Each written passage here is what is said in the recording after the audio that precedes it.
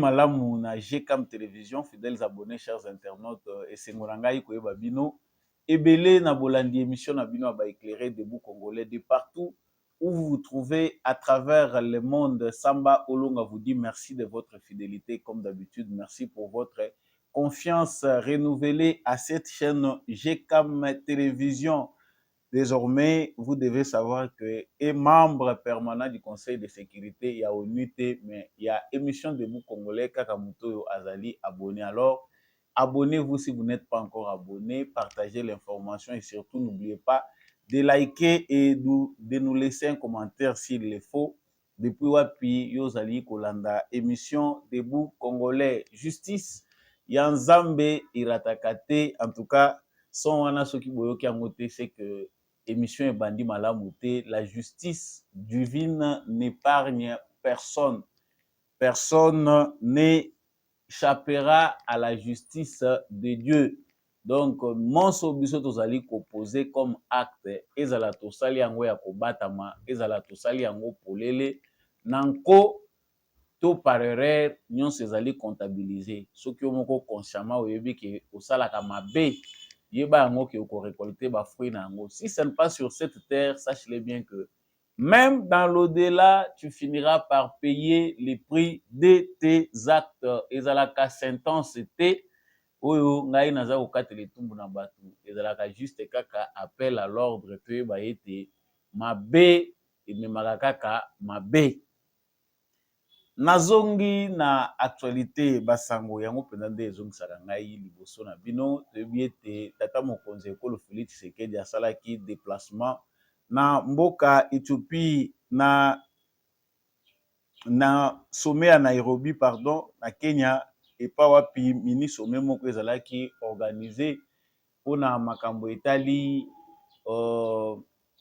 situation ya est ya République démocratique du Congo. Mini sommet wana ezalaki ko réunir président ya Afrique du Sud, président ya République démocratique du Congo yemoko, président Félix Tshisekedi, président ya Rwanda, ya Kenya. En tout cas, bazalaki kotalela makambo ezali kolobela RDC. Sommet yango ebandaki lobi esili lelo.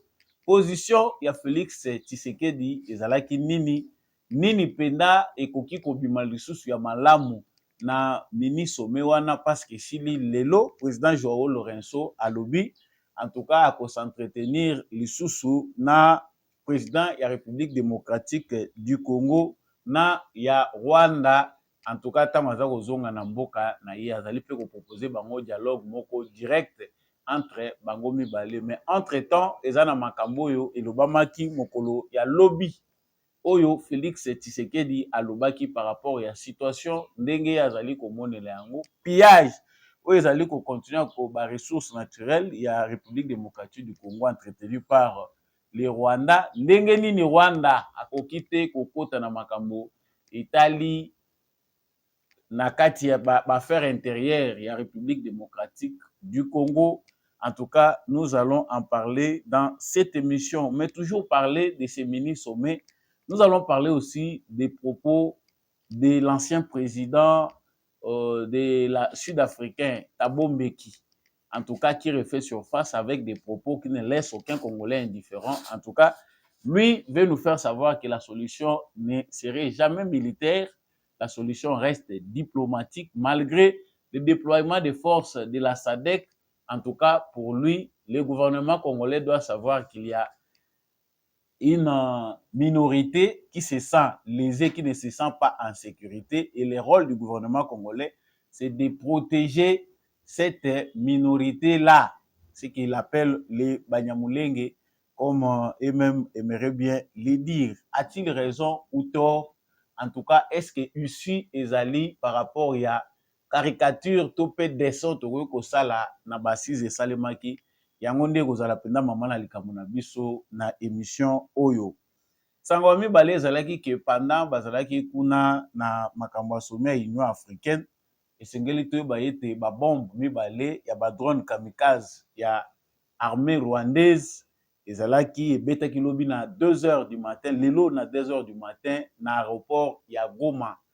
Selon un rapport tout pe communiqué ya armée na biso na porte-parole ya gouverneur militaire na Nord Kivu, en tout cas babombo wana ya drone kamikaze ya armée rwandaise ezalaki vraiment esalaki effet sur avion militaire na biso kasi yango etouchaki avion civil.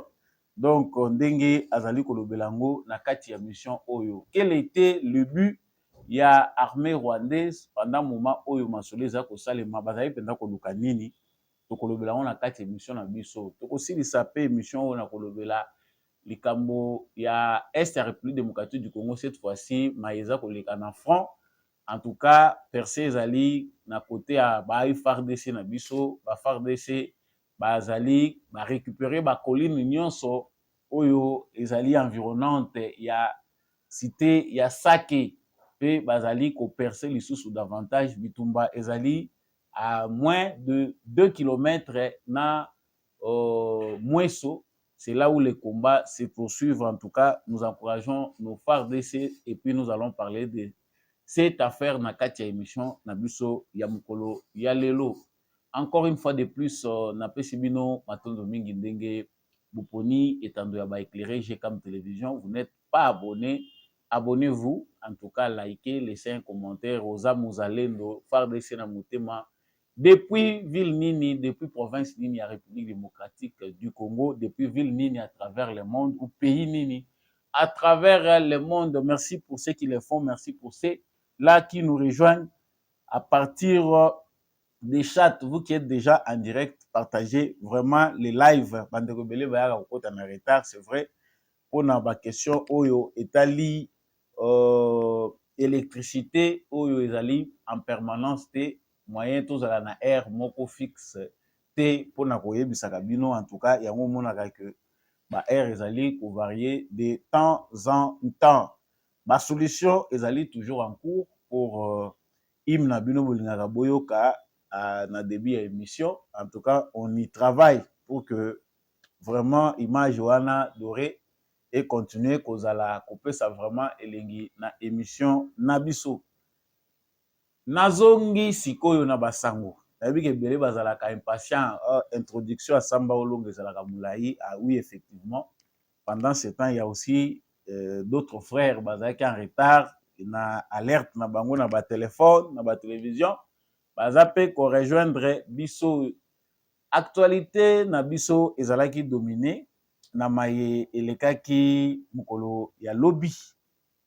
En tout cas, Félix Tshisekedi avait bien juré de ne plus rencontrer Paul Kagame, mais pour des raisons diplomatiques. En tout cas, ils allaient dire que Félix, initiative naïe, topé à Paul Kagame qui va koutana. Mais la diplomatie a aussi ses effets, ses réalités. Il a été organisé un sommet, sommet wana mini sommet, et salami pendant que Bazali kokende sommet, il y a Union africaine. Sommet wana selon masolo ndenge tozali koyokela yango ezali initié na États-Unis d'Amérique na ba pays partenaires ebele o bazali ko suivre de près situation sécuritaire à l'est de la République démocratique du Congo. Yango médiateur topé facilitateur choisi président Angola pona ko meka ko rapprocher deux protagonistes au bazali, le président de la République démocratique du Congo tozali na président ya Rwanda Paul Kagame. En tout cas facilitateur à salaki yango ndenge boza komona ba image na kati ya ba photo ba salaki que ba se réunir na kati ya salle président Félix Tshisekedi, président ya Rwanda Paul Kagame, le président sud-africain, le président du Kenya et puis yemoko président ya Angola na ba délégation na bango respective. Na mai ezalaki à l'ordre du jour ezali sécurité à l'est de la République démocratique du Congo. Dès le départ, en tout cas, pour nous Congolais, toyebi ke tozalaki très réticents vu situation ndenge ezako se présenter. En tout cas, pour les Congolais, le président sommet wana ezanango natina penda ko kendango te parce que plusieurs sommets ont été organisés dans le même sens et que totikali komona gain de cause te, fruit eza ya malonga te. Qu'est-ce que ce sommet va apporter d'important par rapport aux attentes des Congolais, par rapport aux attentes des Africains sur la situation à l'est de la République démocratique du Congo? Mais le président Félix Tshisekedi, dans ce sommet qui avait commencé devant les caméras pour enfin finir à huis clos, en tout cas, selon Patrick Mouyaya, le président de la République, avait pour but de déconstruire les mensonges et manipulations, attaquer les mal, rétablir la vérité avant de parler la paix. Le président a tout dit en face devant témoins et sans embâge. Quelques phrases qu'il faut retenir de l'allocution du président Félix Tshisekedi. En tout cas, cette guerre n'est pas une invention de la République démocratique du Congo. Une guerre pour continuer les pillages de mon pays et faire le bonheur du Rwanda et de ses complices. On ne peut pas prétendre devenir protecteur d'une communauté, d'un pays voisin. On ne va jamais négocier avec les M23. Je veux la paix, mais pas à n'importe quel prix. Ça, c'est une synthèse des propos tenus par Félix Tshisekedi face à ses homologues qui ont participé à ce sommet, notamment le président rwandais Paul Kagame. En tout cas, on n'a pas ici ce qui est de très clair par rapport à l'intervention du président rwandais, mais tout ce qu'on sait par rapport au compte où il y a Paul Kagame, il y a présidence, il y a Rwanda. En tout cas, pour eux, ils sont allés résoudre les problèmes de la RDC pour réfléchir sur les solutions du conflit à l'est de la République démocratique du Congo. Ils disent les problèmes de gestion, de la mégestion au Congo. En tout cas, pour eux, c'est la mégestion qui fait qu'il puisse avoir des problèmes à l'est de la République démocratique du Congo et des solutions qu'il faut apporter. Ça, ce sont les faits. Maïsolola Makikuna, Lelope, Basololi, Lisusu Pona Kosilisa, Namini Somena Bango. Le président angolais a dit que à poursuivre des marches wana Pona Koyamba Bango séparément. Il les a aussi reçus aujourd'hui séparément. Alors, il a continuer Yango, Namboka, Naye, pour essayer de trouver des voies et moyens pour permettre que Kimia ezonga. Voilà les faits par rapport au mini-sommet qui s'est passé na Nairobi. Biso, ba Congolais, to retenir nini par rapport à ce qui s'est passé. Tout d'abord, la forme. Les mini-sommets par rapport à la situation à l'est du Congo n'est pas les premiers. Dans l'espace, il y a 3 ans, où il y a eu conflit et comme il est sous Makassi, plusieurs sommets ont été organisés, des mini-sommets, des rencontres, voire même des présidents des pays occidentaux ont fait par tous les moyens mener des démarches pour essayer de mettre sur une table le président Félix Tshisekedi de la République démocratique du Congo et Paul Kagame du Rwanda. Pourquoi tous ces sommets-là ne donnent pas de véritables solutions aux problèmes à l'est du Congo? C'est ce que nous devons savoir. Problème, il y a fort, mais Ali, que pourquoi on organise des sommets? Pourquoi il faut attendre longtemps pour venir enfin appeler les gens? Boya, Tolukato Solola, Toyeba, qu'est-ce qui s'est passé? Pourquoi nous devons trouver des solutions? On a entendu l'ambassadeur des États-Unis d'Amérique au Congo dire qu'ils ont mené une haute diplomatie pour trouver des solutions par rapport à ce qui se passe en République démocratique du Congo. La haute diplomatie consiste en quoi? En quoi consiste ce qui va se passer? Comment ils pensent résoudre les problèmes? En tout cas, l'interprétation que nous avons d'abord de la forme par rapport à mini-sommet, nous allons considérer en gros comme un passe-temps, un moyen pour trouver encore occasion pour amplifier le conflit. Parce que qu'est-ce qui se passe à l'est du Congo? Lorsqu'il y a guerre, lorsqu'il y a des affrontements, des mouvements, il y a des populations, ils ont chaud. En tout cas, les pillages à ce moment-là se portent très bien. na bisika nyonso esengeli bango batimola bazwa, c'est en ce moment-là qu'ils acheminent les minéraux dont ils ont besoin. Parce que c'est ça d'abord le mobile de la guerre. Et quand ils voient que la situation est à un point où ils doivent être condamnés, ils sont obligés de créer un échappatoire. C'est ça même d'ailleurs l'objet ya ministre Sommet Otomoni. Tozalaki déjà réticent et puis tozalaki incrédule dès le départ sur eloko ya malonge koyi kobima na sommet oyo. Tangu toza kotala oyo esalami, nous ne pouvons nous contenter que de la franchise et des propos tenus par notre président de la République, sa fermeté par rapport à la position prise il y a de cela plus de 2 ans. Le président de la République dit que cette guerre n'est pas une invention de la République démocratique du Congo. On nous fait la guerre par procuration. Le Rwanda fait la guerre pour des intérêts obscurs que nous connaissons maintenant aujourd'hui, que c'est les intérêts des entreprises multinationales. Le M23 est au service des entreprises qui ont signé des accords avec Paul Kagame pour qu'il entretienne ce qu'on appelle guerre à l'est du Congo. Le M23 n'est qu'une mascarade pour cacher ce qu'ils appellent guerre. Donc la guerre n'est pas une invention congolaise. La guerre, c'est un complot. Ce que nous appelons guerre, c'est un complot au Congo. Le président dit qu'une guerre pour continuer le pillage de mon pays et faire le bonheur du Rwanda et de ses complices. C'est bien clair là-dessus.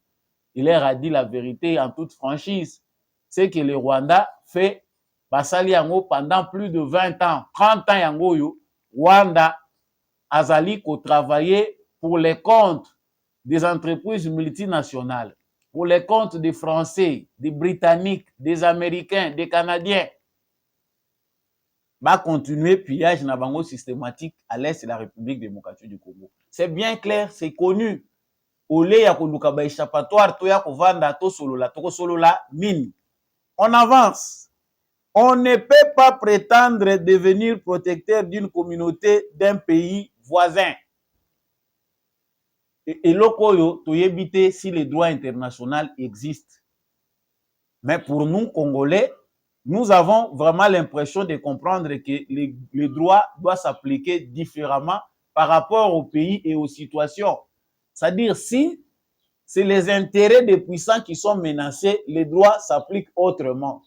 Si c'est les intérêts des faibles comme nous qui peinent à s'organiser, le droit aussi est interprété d'une certaine manière. Et là, je rejoins l'opinion des politologues qui nous enseignent que la puissance prime toujours au-dessus des droits dans les relations internationales. Toza komona mibeko, toza komona ba droit, toza komona nyonso, mais tant que vous n'êtes pas fort, vous n'êtes pas puissant, vous n'arrivez pas à vous imposer à l'échiquier international, on va vous dominer. Bakoluka toujours moyen par leur puissance pour vous dominer. Et c'est ça ce que nous subissons aujourd'hui. Baza ko feindre biso comme si ils agissaient dans les droits, mais eloko eza ko bata manasima eza qu'ils sont puissants et dans leur domination pour exploiter le sous-sol du Congo, oyo baza komona extraordinaire, ils doivent faire tout ce qu'ils peuvent faire. Ils peuvent décider un matin de nous bombarder tous pour bazwa oyo bango bazali koluka. Donc, pour Paul Kagame, aujourd'hui, nous avons tous la certitude, informés ou pas informés, bribes ou informations de manière générale, les Congolais savent que Kagame a été utilisé. Avant lui, depuis que les Américains ont découvert les richesses cachées dans les sous-sols congolais, ils ont mis en pied un plan. Là, Kagame n'était pas encore utilisé. Avant l'indépendance du Congo, depuis la découverte de l'uranium au Congo, quand aux États-Unis a poti makambo ya Congo, bazalaki na plan na bango batiaki. Vous allez voir à travers l'histoire, pour ceux qui n'aiment pas lire, la Belgique a été roulée na ba contrat basolo la kana États-Unis pour que les États-Unis puissent exploiter l'uranium ya Congo. Oh, jusque là, ils allaient toujours utiliser na usage céramique. Ils allaient na makambo banzungu. Tant ba moni que ko saila bango armement sophistiqué, ba yeba ki te na Congo ba ko trouver en grande quantité.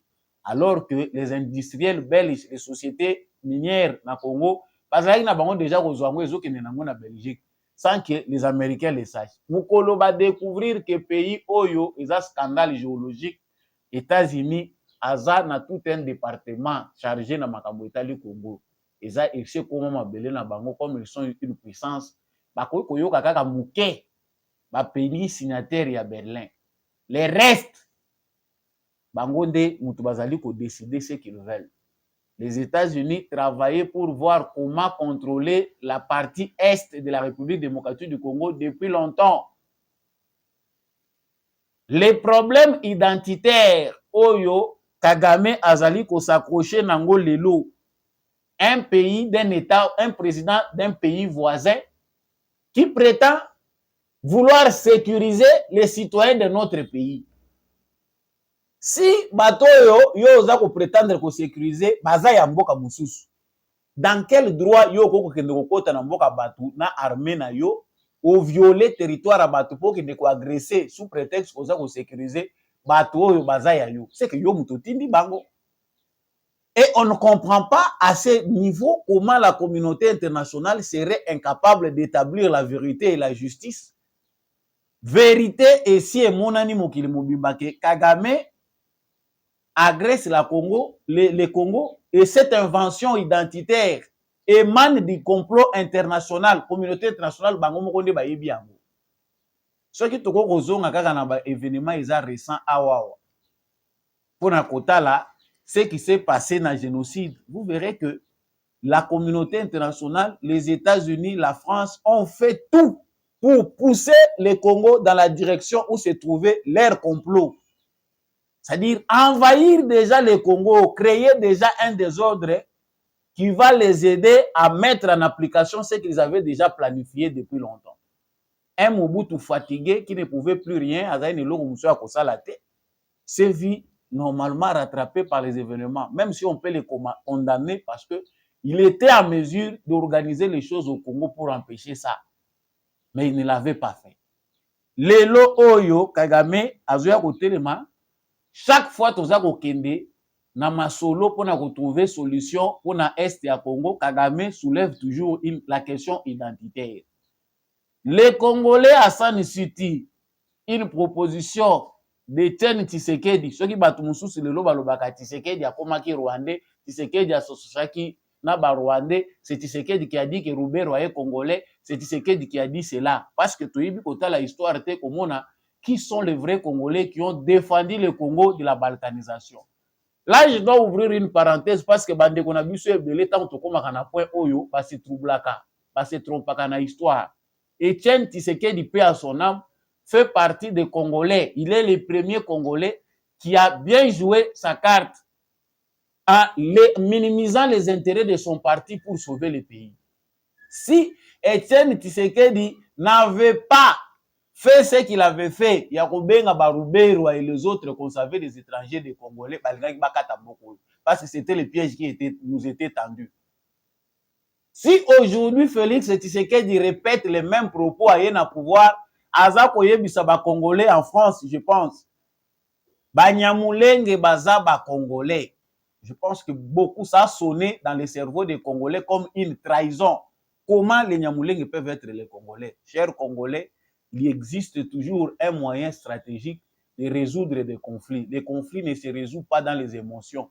Stratégiquement parlant, au dialogue intercongolais na San Suti, la carte là identitaire pour Bisoto sauver Mboka na biso, basi basalaki mingi.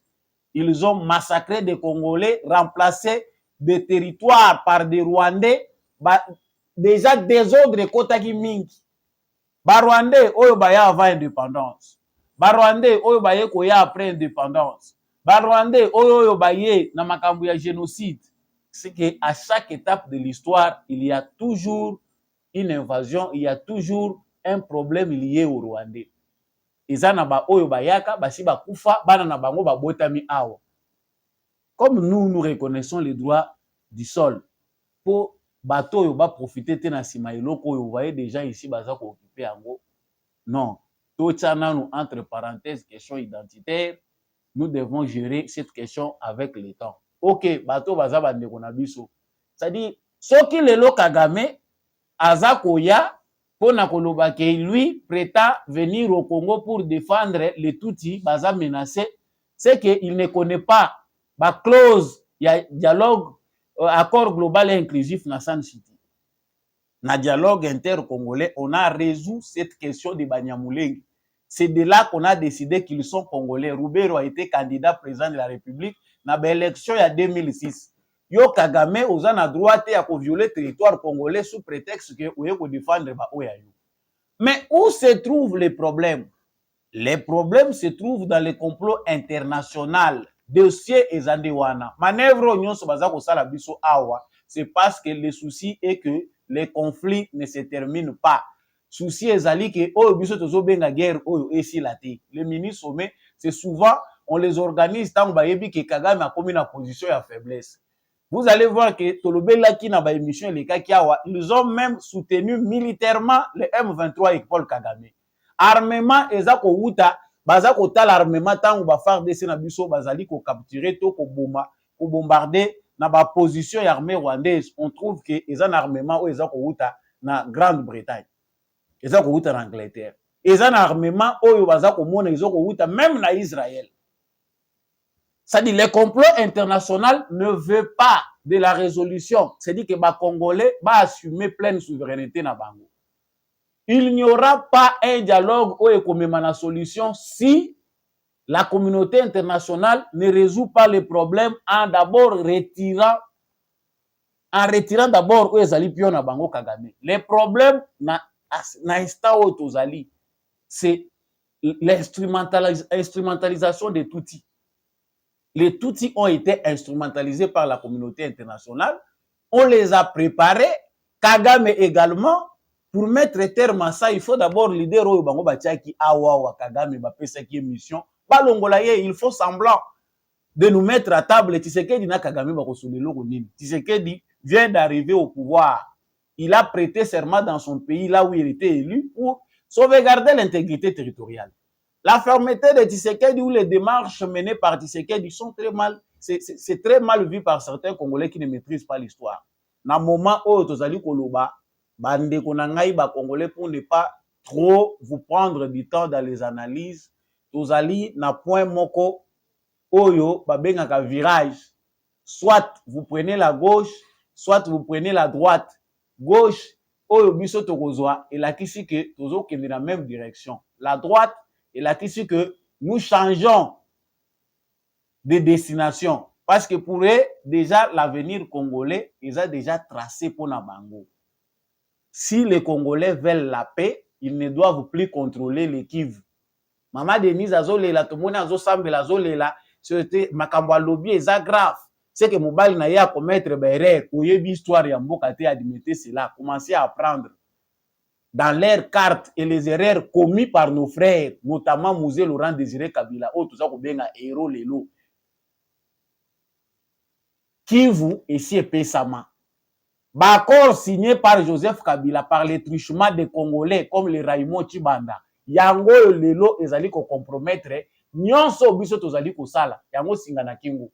Tango batunaka Raymond Chibanda oza ko signer. Alobi oui je signe. 3 reprises baza ko tuna ye. Raymond Chibanda est en vie, c'est le moment qu'il devait aujourd'hui passer à la télé, nous dire en comment lui défendre les intérêts des Congolais. Les Congolais se posent des questions dans le présent. Et la plupart des Congolais n'ont pas le temps d'aller voir même dans le passé, fouiner dans le passé. Source, il y a conflit, avant de réfléchir, ils n'ont pas le temps de voir ça. Pour les Congolais, le plus important, c'est incriminer Tshisekedi. Tshisekedi a la guerre na Rwanda. Guerre est facile, c'est bien.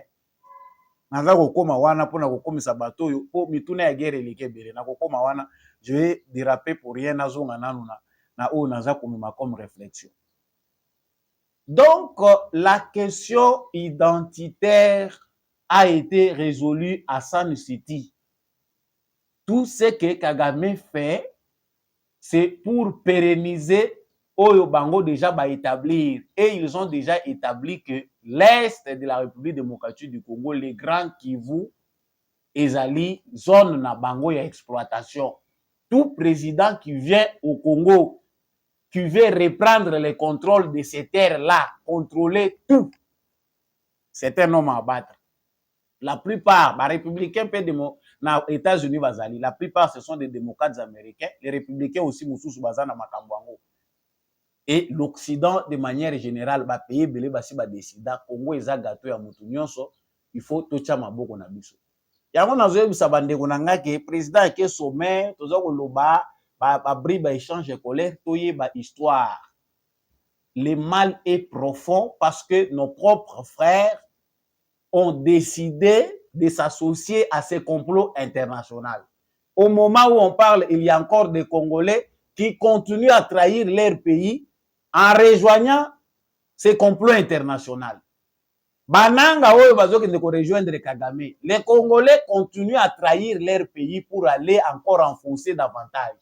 Oyo baraimo Chibanda na Jotangwa Joseph Kabila basala. Bakoro oyo lelo ozomona bango parce que ce qu'il ne peut pas dire très haut, eza soni bakoki koloba ngo très haut te. Les accords signés elingi koloba ke ba Rwandais bako continuer koyaka na Congo, baza kopesaka bango nationalité congolaise, tango nyonso bako pesaka bango, bako kokota na armée congolaise, bako kokota na gouvernement, il n'y a pas de résistance. Voilà. Ça paraît bête, mais c'est ça, c'est qu'on fait nos frères congolais. Oyo batambolaki na Kabila baza ko benga ye président Soukissa, c'est ce qu'ils ont fait. Et na moment toza koloba, c'est quoi le souci de Kagame qui a compris que Tshisekedi a créé déjà une révolution. Kagame se sent déjà en insécurité. Na guerre lokola oyo bitumba ya boye ezoko bundama na ba dimension nyonso. Tshisekedi aussi sur le plan diplomatique, il a des alliés qu'il n'utilise pas jusque là. Na oya za ko benga respect na ba américain. Mais c'est stratégique. Tshisekedi ne va pas demeurer éternellement dans la ligne occidentale pendant que le peuple congolais est en train de mourir. Ça va, yango moni basi ba comprendre ba yebi que non, Tshisekedi déjà na liro azako kende. Soki basuki mutema ba kosalo ezalaka te. Chaque fois qu'il voit que les Congolais ba komi prêt à se venger, ba inventaka dialogue. Wana ba imposaka li solo to kende ko solo. Mais na li solo yo, voilà le piège qui nous est tendu. Le M23 qui est Kagame lui-même parce que on a sommet tout moni M23 représentant M23 azate o to moni ba o batangela kabiso ba kombo ba bisi moi banani azate. Les chefs de M23 na sommet wana c'est Paul Kagame tango bazoki ne kolobela makambo wana.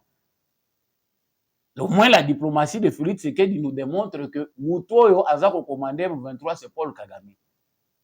Na agenda ya M23 bazako luka nini? Na agenda ya Kagame qu'est-ce qu'ils veulent? Ils disent qu'il y a 1 million de Tutsis. Baza éparpillé, baza na Kenya, baza na Burundi. Récemment, soki bandeko bolanda kite tolobela ki yango.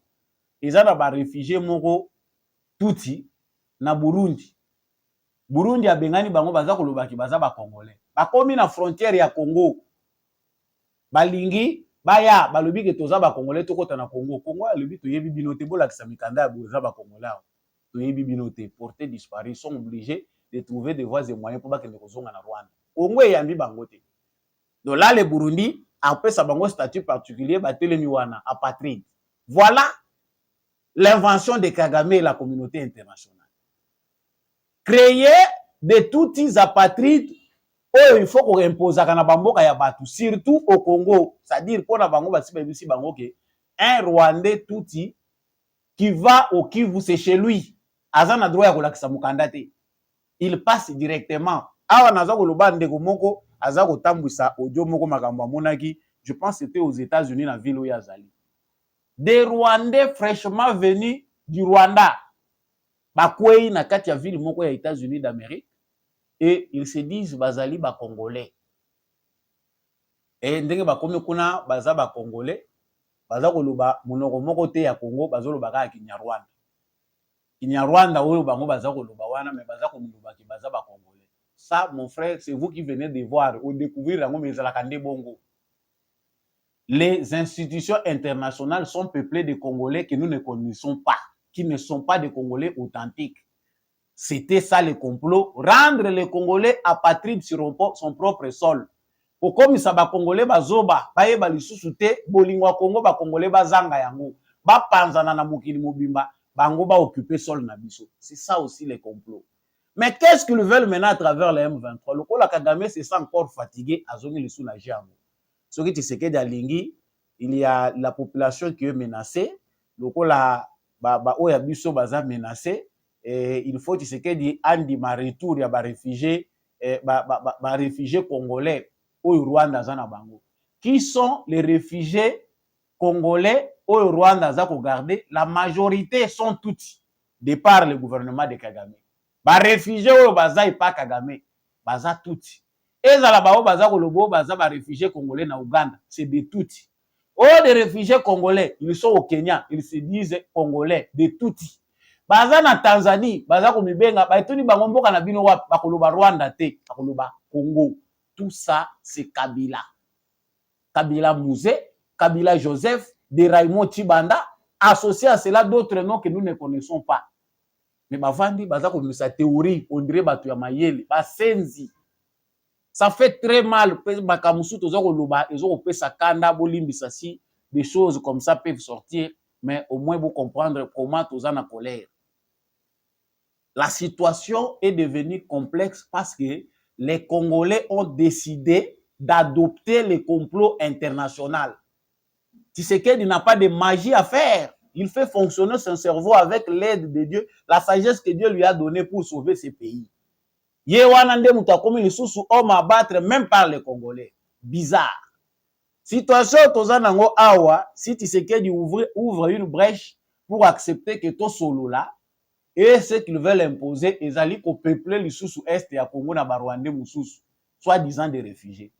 Est-ce que ba millions ya ba Congolais Hutu ba Rwandais Hutu et Tutsi basangana en désordre bakota wana Congo basi bazonga? Si la communauté internationale était raisonnable et que bazana maîtrise la histoire bayeba ke bango mutu batie biso na situation oyo, mais déjà là on peut dire que sur le plan de dialogue on peut retrouver la solution. Mais au niveau de la communauté internationale, na Conseil de sécurité des Nations Unies, na États-Unis, na France, na Allemagne, na Belgique, na Grande-Bretagne, ce sont des mafieux qui ont le contrôle de toutes ces institutions. Na bamboka wana. Donc il n'y a pas maintenant de crédibilité na dialogue moko biso toko espérer que ceux qui bavandi na mesa, ils vont apporter quelque chose d'important pour les Congolais. C'est nous Congolais qui serons toujours préjudiciés.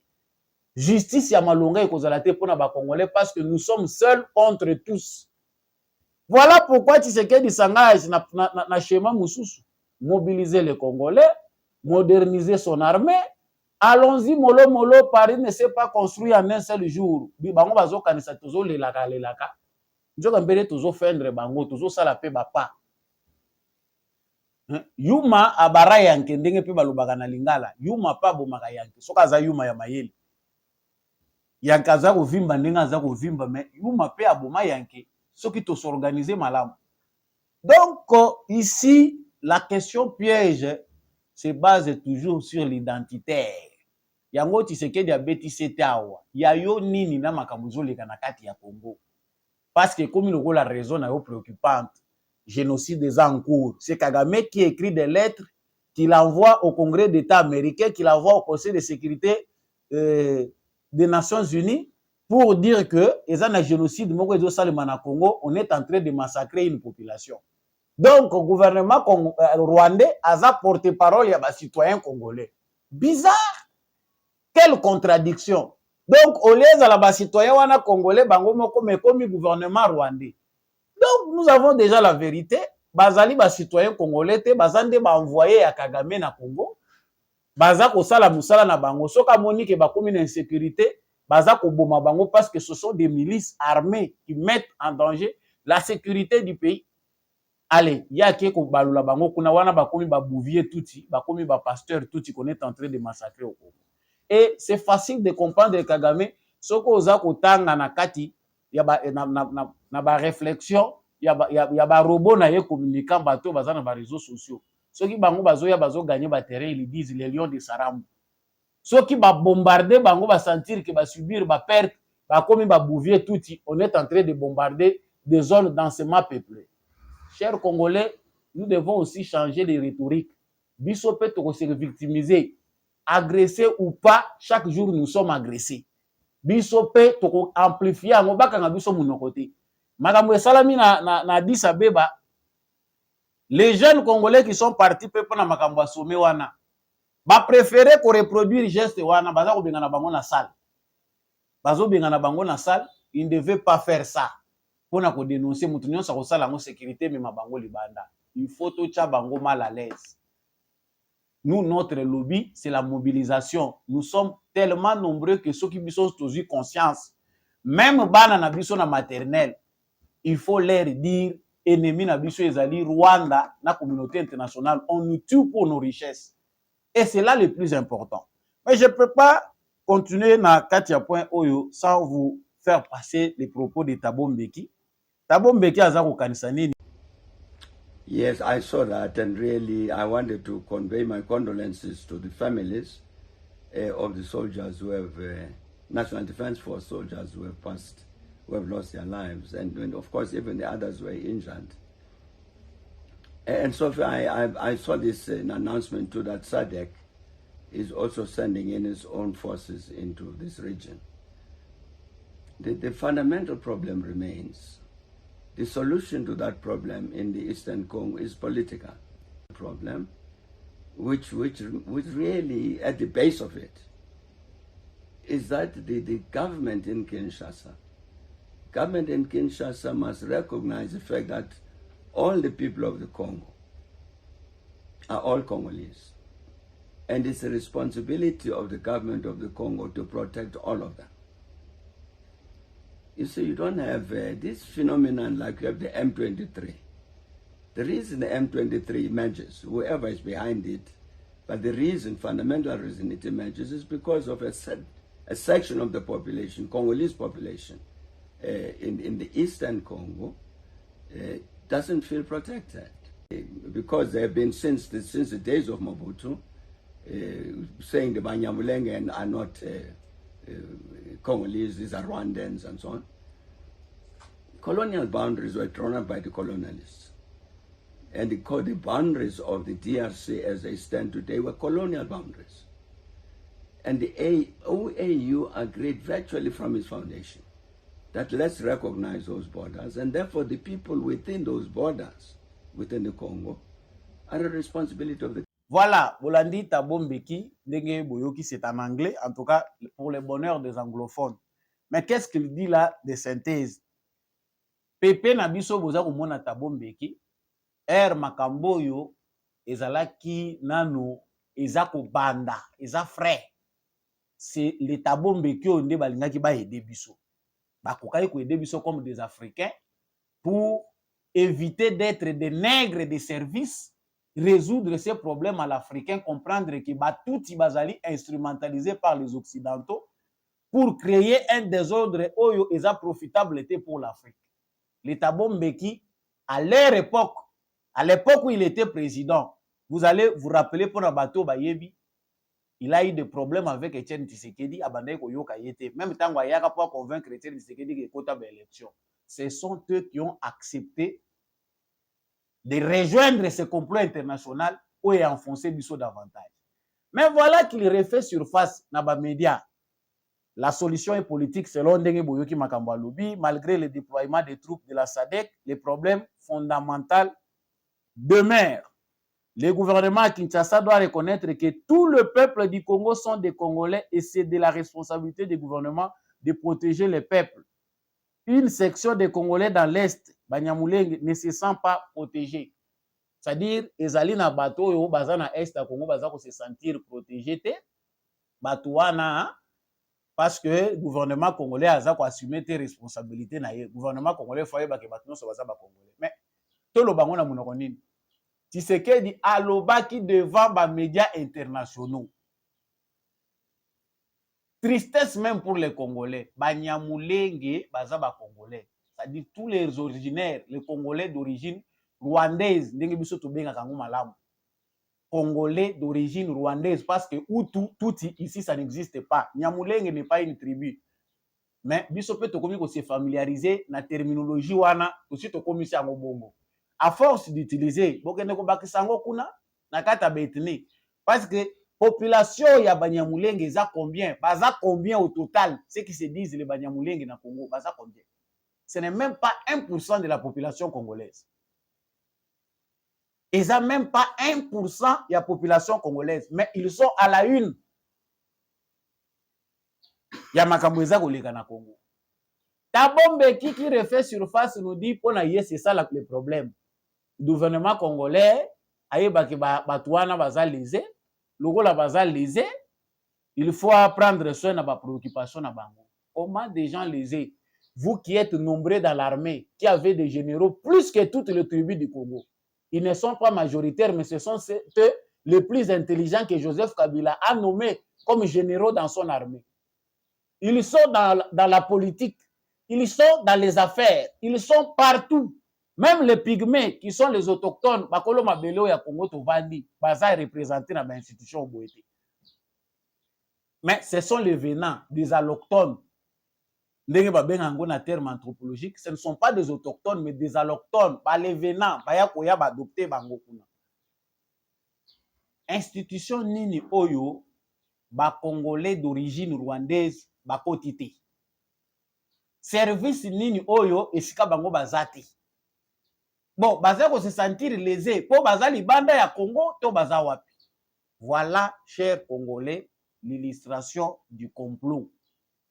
Makambo yo eza histoire moulaï na moni que désormais le kola est refaire surface parce que là tant toza kolobawa ça devient très dur. Ba amplifier ngo lisusu objectif na bango ezaka ke Tshisekedi andima.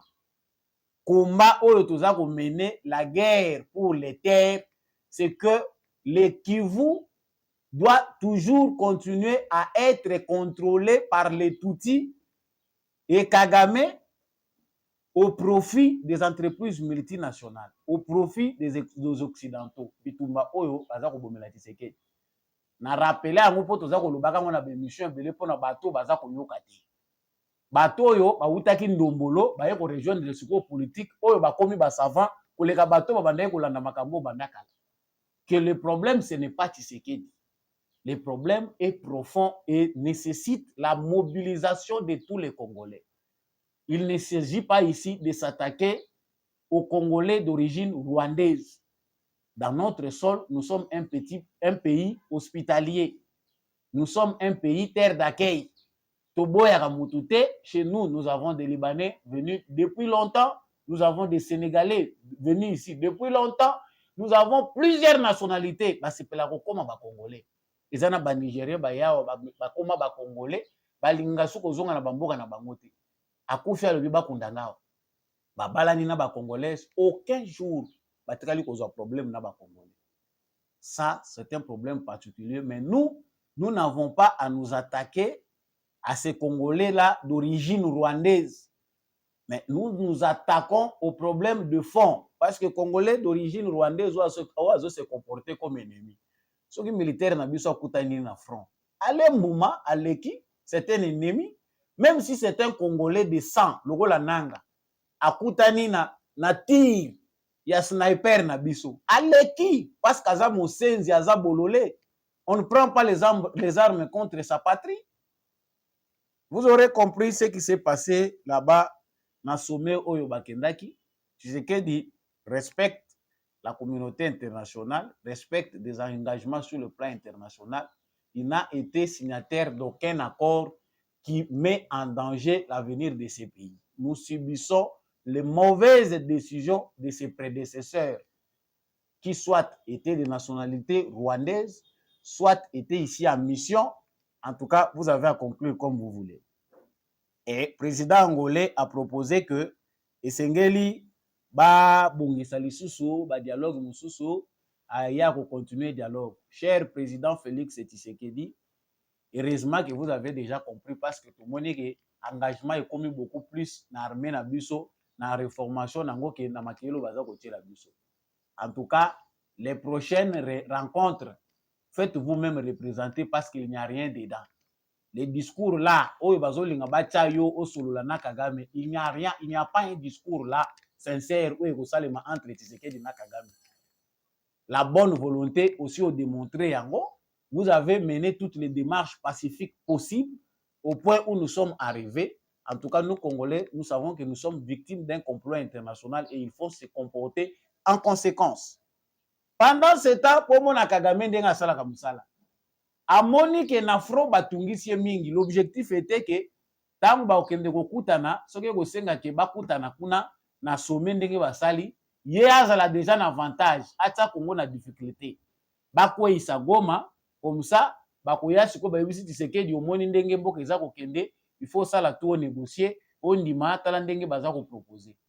Lokola a réussir te, kuna bango balali bisika bakei na sommet, na 2h du matin, drone kamikaze ya armée rwandaise est ciblé basuko inabiso. Il y a des généraux, certainement, ba stratégie armée na biso mususu il faut bakota ka prison. Peine de mort ndenge bazo sekwisa moboye, bobo mabango. Mais tango bozozo banje o eza stratégique. Na aéroport moko oyo place nango eza stratégique te. Aéroport ya Goma par rapport ya position na biso na Rwanda eza stratégique te. Tozali na place moko oyo ennemi akoko viser facilement. Ce n'est pas un aéroport stratégique sur le plan militaire. Donc aéroport stratégique il faut être à la place mususu. Normalement l'aéroport de Goma n'a pas été conçu pour être un aéroport militaire. Mais bangin oyo biso ezali visé. Toyebi que depuis tozu basukoi, tozu bibundeli oyo ezoko faire subir ba échec belé na armée rwandaise. Ba jeune rwandais belé, ba militaire rwandais belé ba koufi ces derniers mois depuis que aviation militaire à Congo ekomi kosala musala nango. Ba bombardement wana ezo causé bango ba perte belé. Eloko epesi tonus na armée congolaise ezali défense wana sur le plan aérien. Yango nde mutu eza kosala que armée na biso azwa pe énergie mususu vitale ya makasi. Entre autres ba force spéciale oyo bazali ko bakisama et puis ba mususu baza en formation. Mais comment boko kozwaka banje wana boyebi ke ba bombe eza ko ciblaka pamba pamba bozu boke ko exposer yango na aéroport oyo eza ko sangana na ba avion civil. Bochango wana elalaka libanda eza même couvert te bokotisa yango na kati ya nini moko te ndenge batongaka ndako nango ba avion militaire ezaka na bandako nango batiaka nango eza couvert dessus. Les Rwandais batali bamoni faiblesse à aéroport oyo eza sécurisé te. Kuna baza na kati ya kosala makambo balobi bon voilà tobeta tondingisa eloko ekocreye panique kuna.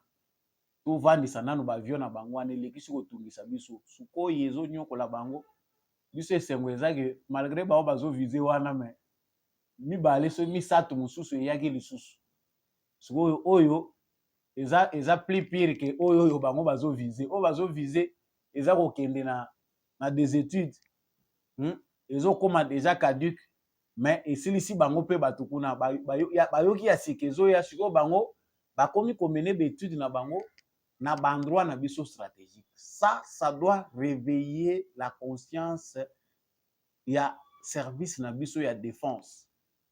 Ministre ya défense Jean-Pierre Bemba, ba conseiller militaire, conseil na biso ya sécurité sur le plan national. Cher président de la République, il faut bien sécuriser les endroits stratégiques. Pour ba militaire na biso baza pe na moins légèreté quelque part. Ça c'est un avertissement. Dieu merci. Je vous laisse d'abord suivre les communiqués. Il y a porte-parole militaire, il y a gouverneur, il y a Nord Kivu, Simatozongi. Dans la nuit du vendredi 16 au samedi 17, à 2h du matin, heure locale, les drones d'attaque de l'armée rwandaise qui ont quitté bien évidemment les territoires rwandais ont violé les limites territoriales de la République démocratique du Congo et ont visé les aéronefs de forces armées de la République démocratique du Congo au regard bien évidemment des trajectoires suivies par les tirs de ces drones. Mais cependant, nous vous informons que... Voilà, ça c'est le rapport de l'armée. Bamususu bake plus toyoki bato bazali ko travailler na ba Rwandais balobi ba to viser sukoyi moko ekufi tout ça bango ba comprendre que bangin oyo RDC aza ko somba ezali ko nuire mingi na armée rwandaise babandi ko équiper yepe po aza na ba partenaire na ye. Entre temps la ruse, l'infiltration de l'armée rwandaise fait que bisika nyonso oyo bamoni keza stratégique pour na Congo bakomi ko travailler na renseignement na bango bazali ko travailler ndenge nini bakomi ko infiltrer ba endroit wana soki biso toza prudent te boko omona na aéroport moko parce qu'on ne le souhaite pas na aéroport moko militaire to place moko bomoni incendie esalami ekozala te eloko moko eza que esalami par hasard ça sera créé. C'est important à partir ya moment ndenge toza kogangaka awa ya komobiliser ba ressources parce que mbongo ezobimaka ebele mpona makambo etali défense 1 milliard eza ebele. Il faut prendre des mesures pour bien sécuriser baéroport militaire na biso baendroit stratégique na biso bacaméra ya surveillance oyo ezali sophistiqué il faut ekota et surtout baindividu nini oyo bakoki kokotaka babisika wana. On voit facilement des images ya baappareil photo na baéroport même oyo eza stratégique. Moindre événement esalami omoni bato basi bafilme yango na batelefone esi etamboli. Est-ce que nos militaires baservice na biso ya renseignement ezali komaîtriser malamu baendroit stratégique? Quand on est en guerre, on est conséquent en termes d'information, de renseignement, d'armement, de tout. Toza kosomba bibundeli ya sika, mentalité peut faut changer. Pour discipliner ba militaire na biso sur ba entrée na ba sortie na ba point belé, on ne vous apprend rien là-dessus. Oyo et salami oyo, on peut dire que ndenge porte-parole militaire à lobby est touché aviation civile et sali ba dégâts wana. Ce qui est touché sukoyo ba sukoyo. Ce qui est sali plus que ça. Il faut déjà prendre des précautions. On sait aussi que non, biso peut avoir un système na biso à défense, mais on ne sait pas pourquoi système na biso à défense et ça l'a quitté. Il dormait, drone kamikaze et peut cibler bien na ba bombe et kokiti ça. Allez, et ça li musala nango. On dit que des tirs s'en ont suivi, on a attaqué aussi les drones, les alas qui a battu, ça reste à vérifier, mais au moins il faut être prudent. L'État rwandais est un État terroriste. L'État rwandais dirigé par Kagame, c'est un État terroriste. Ils ont cette culture-là de terroriser. Wuta génocide, musala ya Kagame yangwana. Ma bombardaka bisika ba population eza peuplée pour créer la panique et ils vont agir là-dessus. Ba visaka ba endroit stratégique. Ils peuvent même viser les cortèges. Barataki koboma président Félix Tshisekedi. Awa tango avion kaka peine à côté na pouvoir awa sali déplacement qui na est qui l'ont fait ezalaki bango. Donc il faut comprendre les agissements. Nous sommes en face des terroristes, ce n'est pas un État responsable, nous l'avons dit. Et pendant ce temps aussi, pour ce qui se passe na Mweso ndenge tolobelaki yango, en tout cas armée congolaise aza kosala musala kitoko. Félicitations na bana mboka ndenge ba confirmer penda détermination pour na défendre l'école. Objectif ya criminel Kagame ezalaki que bazwa sake basi fixer Goma pour Tshisekedi affaiblir. Ils ont concentré, la menace n'est pas encore éloignée. Il faut renforcer les choses davantage. Mais armée na biso esali effort ya ko contrôler ba colline nyonso oyo ezali koavizone koavoisiner Sake. Et l'avantage ezali que Mweso, bientôt entre les mains de l'armée congolaise, les combats se poursuivent. Bitumba eza nango ko continuer. Ba force ya SADC, ya ONU, tokoki kotiela bango motema penda te. Laissons la diplomatie aux diplomates, c'est notre armée qu'il faut renforcer. La guerre sera longue et populaire et comme il engage na biso, bandeko yo baza ko rejoindre front. En tout cas, bangomba wana nyonso eza ya biso. Il faut militariser bangomba wana nyonso ndenge bazokota. Boyebi guerre ya Vietnam États-Unis abimaka ndenge. Bato bayebi histoire ya Vietnam. Bayebi pourquoi ils ont fini par abdiquer batika. Ba Vietnamais bandaye kokufa ya solo mais soko yoki ba Vietnamais te bato bazala déterminé. Donc bazokufa bayaka kaka. Hein? Aussi tokufa na biso. Nous n'avons plus à avoir peur par rapport à ce qui se passe. Soko landi langage ya force ya SADC, langage ya ministre ya affaires étrangères ya Afrique du Sud. Toye pour na kosala rempart pour na repousser mouvement. C'est-à-dire uniquement pour na repousser mouvement, mais pour na mettre fin à côté. Parce que l'opinion internationale veut que ça se termine par les dialogues. Ces dialogues-là, aussi longtemps que la personne obstacle ne sera pas visée, donc vous aurez compris, même si tout n'est pas dit dans cette émission, mais vous aurez compris quand même quelque chose par rapport à la situation oyo ezali koleka na kati ya mboka na biso. Na pesi bino matondo mingi ndenge bozalaki na sima ya bitando na bino pona kolanda mwana mboka Samba Olonga. Toza wana kaka pona kolamusa congolais nyonso. Mobilisons-nous comme on ne l'a jamais fait. Derrière notre armée, derrière notre président de la République. Les citoyens inconscients sont ces citoyens-là qui s'attaquent au président de la République pendant que la nation, la patrie est attaquée. La patrie est sacrée. Ba traître na moment ya boye to kogardaka bango te. Tozo senga na président de la République tant eleka mingi te moratoire wana elungwa sur la peine de mort, ba exécution et banda. Et nous serons là pour applaudir. Ça sera des traîtres de moins et ça peut diminuer l'influence de la traîtrise au sein de nos forces de sécurité. Merci Nandekombi à chaque fois qui na sima caméra pe na réalisation pour émission oyo et comme na bitando na bino matondo mingi na apôtre Gérard Kabeya Chovo.